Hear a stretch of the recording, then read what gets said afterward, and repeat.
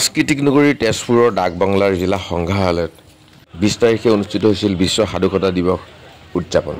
আৰু এই উদযাপনত শোণিতপুৰ জিলাৰ আয়ুক্ত মহোদয় স্মৃতি ৰোমন্থন কৰি সকলোকে মুগ্ধ কৰে। সময় কোবাই যায়।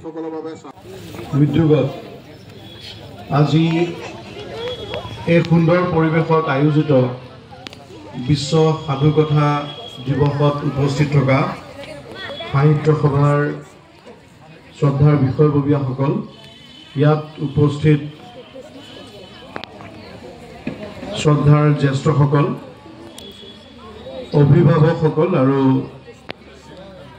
কণ কণ ভাইটি ভণ্টি শিশুসকল।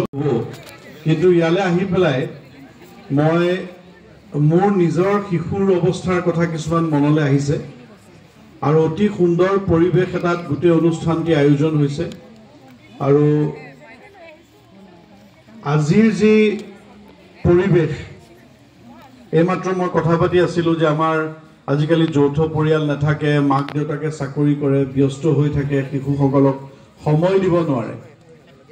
গতিকে এই ধৰণৰ অনুষ্ঠানৰ জৰিয়তে আজি যিটো ৱৰ্ল্ড ষ্টৰী টেলিং ডে, বিশ্ব সাধুকথা দিৱস, এইটো এটা অতি প্ৰশংসনীয় পদক্ষেপ হৈছে।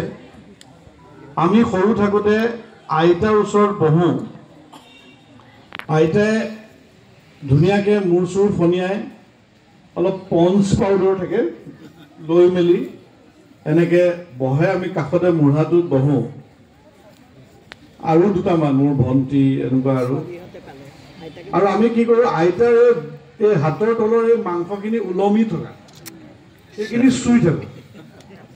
মোৰ মনত পৰিছে আজি, বিৰাট ভাল লাগে চুই থাকি। এনেকৈ ওলমি আহে নহয় বয়সীয়া মানুহৰ। সাধু কয় তেতিয়া আইতাই, আৰু সেই সাধুবোৰ শুনি বিভিন্ন ধৰণৰ আমাৰ যি কৌতূহলী মন, আমিও ওলোটাই প্ৰশ্ন কৰোঁ। আৰু এটা কথা, অকল সাধু কোৱাই নহয়, আইতাই বহুত ফকৰা যোজনা কৈছিলে আমাৰ আগত, যে লংকাৰ ৰাৱণ নহয় আছে 10 শিৰ, এনেকুৱা ধৰণৰ বিভিন্ন ধৰণৰ ফকৰা যোজনা।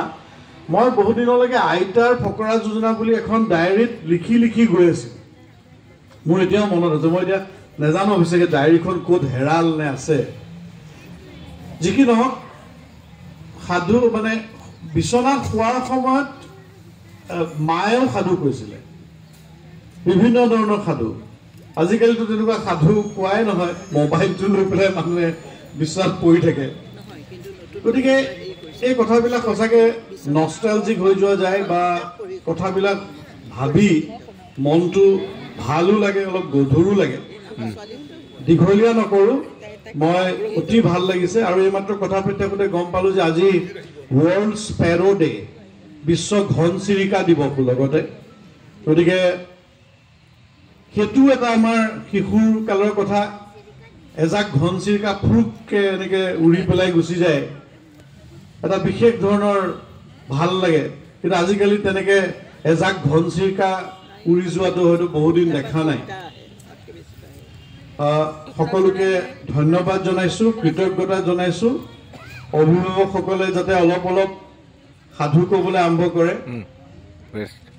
মায়ে কোৱা এটা সাধু মনলৈ আহিছে, যে এদিন কৃষ্ণ মাইনাই খেলি আছিলে তেনেকুৱাতে ডাঙৰ দৈত্য এটা আহিল। যেনেকৈ সুৰ লগাই পেলাই সাধুবিলাক কয়, সেই সাধু কোৱাটো এটা আৰ্ট আছিল। আৰু শুনি থাকোঁতে আমাৰ এনেকুৱা লাগে যেন আমি দেখি গৈছোঁ দৈত্যটো, আমি যেন কৃষ্ণক দেখি গৈছোঁ। তাৰপিছত একদম বগলী এটা হৈ গ'ল, কৃষ্ণই বগলীটো মুখখন ফালি দিলে। গতিকে এই কথাবিলাক ভিজুৱেলাইজ কৰিব পাৰি তেতিয়া। গতিকে পুনৰবাৰ সাহিত্য সভাৰ এই কুহি উপ সমিতিৰ উদ্যোগত আয়োজিত এই অনুষ্ঠানটিত উদ্যোক্তাসকলক বিশেষভাৱে কৃতজ্ঞতা ধন্যবাদ জনাইছোঁ। আৰু যিসকলে ইয়াত উপস্থিত আহি এই অনুষ্ঠানটো সফল কৰিছে তেওঁলোকলৈও ধন্যবাদ জনাই মোৰ বক্তব্য সামৰণি মাৰিছোঁ।